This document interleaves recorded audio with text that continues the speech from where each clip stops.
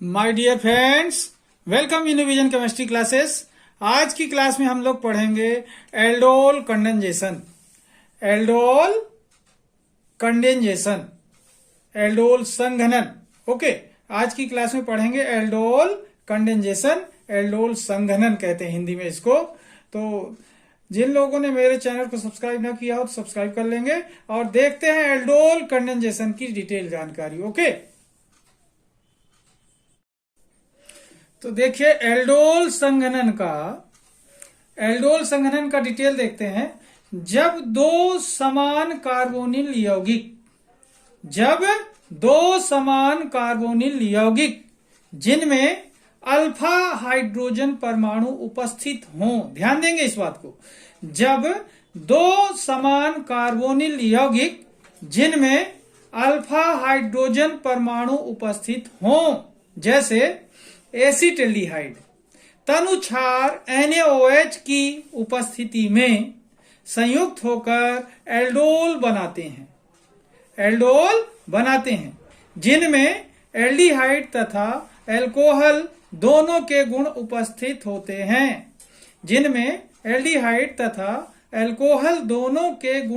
हैं, तो इसे एल्डोल संघनन कहते हैं। ओके, एक बार फिर से देखिए एल्डोल संघनन। जब दो समान कार्बोनिल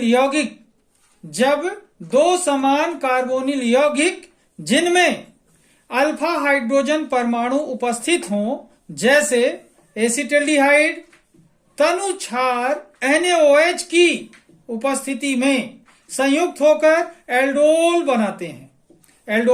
बनाते हैं, जिनमें एल्डिहाइड तथा एल्कोहल दोनों के गुण होते हैं। ओके, तो इसे एल्डोल संघनन कहते हैं। ओके, ध्यान देंगे, अल्फा हाइड्रोजन को विशेष ध्यान रखना है। एक बार फिर से देखिए, जब दो समान कार्बोनिल यौगिक जिनमें अल्फा हाइड्रोजन परमाणु उपस्थित हो, जैसे एसिटल्डिहाइड तनुछार NaOH की उपस्थिति में संयुक्त होकर एल्डोल बनाते हैं, जिनमें एल्डिहाइड तथा एल्कोहल दोनों के गुण होते हैं, तो इसे एल्डोल संघनन कहते हैं। अब देखते हैं इसका रासायनिक समीकरण। ओके,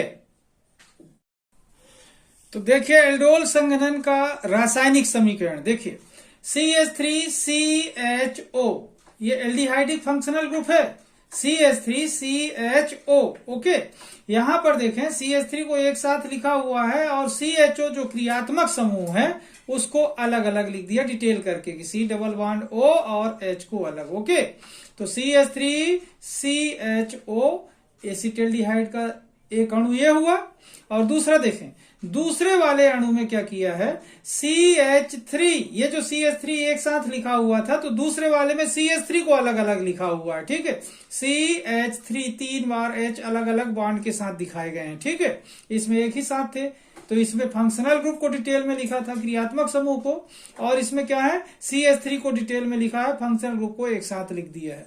अब देखिए, तो जब इनमें रिएक्शन होता है, जब आपस में तनु NaOH की उपस्थिति में संघनन करते हैं, तो क्या होता है कि CH3 को ज्यों का त्यों यहां पर देखें, फिर CH यहां पर देखें, CH कोई दिक्कत नहीं यहां पर, लेकिन ये ऑक्सीजन और ये हाइड्रोजन आपस में मिलकर क्या बना लेते हैं, OH हाइड्रोक्सिल ग्रुप बना लेते हैं ये दोनों। तो ये C के साथ यहाँ OH लगा हुआ है। ठीक है, OH हाइड्रोक्सिल ग्रुप। उसके बाद ये C के साथ दोनों हाइड्रोजन यहां पर देखें, और दोनों हाइड्रोजन के बाद यहां पर देखें ये फंक्शनल ग्रुप ज्यों का त्यों लिखा हुआ है। यहां पर आप देखेंगे तो केवल रिएक्शन यहां पर हुआ है इन दोनों के बीच में, बाकी हूबहू यहां पर लिखा हुआ है। तो सबसे पहले देखें CH3CHO, यहां पर CH3CHO तनु NaOH की उपस्थिति में संघनन अभिक्रिया करते हैं। तो ये CH3, फिर ये CH यहां पर, और ये OH बनकर यहां, और फिर ये बचता है CH2, ये दोनों CH2 और CHO।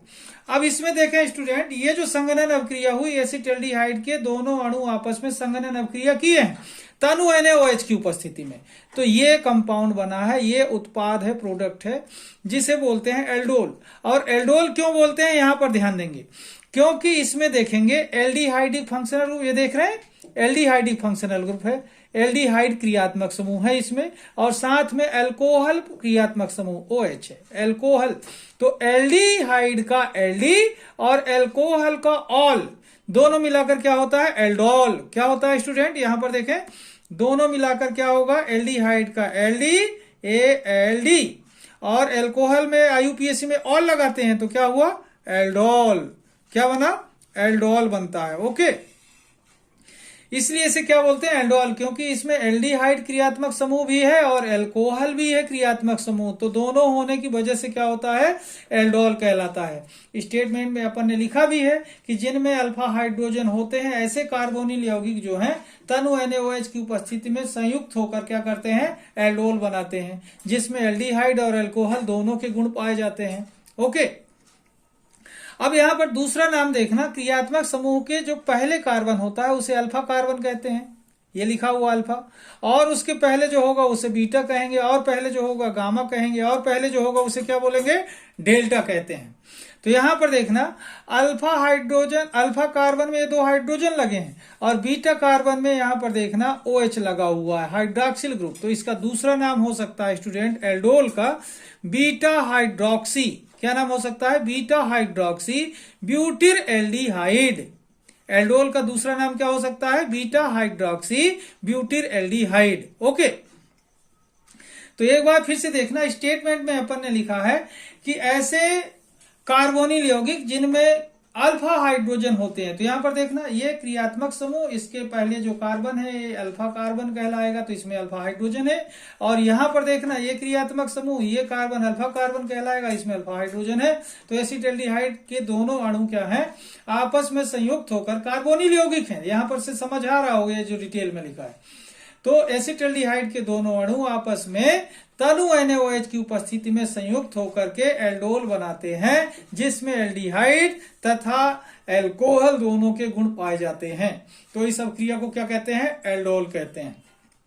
एक बार स्टेटमेंट फिर से देखना कि जब 2 कार्बोनिल यौगिक जिनमें अल्फा हाइड्रोजन उपस्थित हो, जैसे एसिटाल्डिहाइड, तनु NaOH की उपस्थिति में संयुक्त होकर एल्डोल बनाते हैं, जिसमें एल्डिहाइड तथा हाइड्रॉक्सिल ग्रुप मींस अल्कोहल दोनों के गुण पाए जाते हैं। ओके, तो इस अभिक्रिया को एल्डोल कहते हैं। ओके स्टूडेंट, आप लोग ध्यान से इस रिएक्शन को अच्छे से पढ़ लेंगे, एग्जाम के लिए बहुत इंपॉर्टेंट है। और आज की क्लास को मैं यहीं पर समाप्त करूंगा, और जिन लोगों ने मेरे चैनल को सब्सक्राइब ना किया हो तो सब्सक्राइब कर लेंगे। तब तक के लिए धन्यवाद। जय हिंद, जय भारत।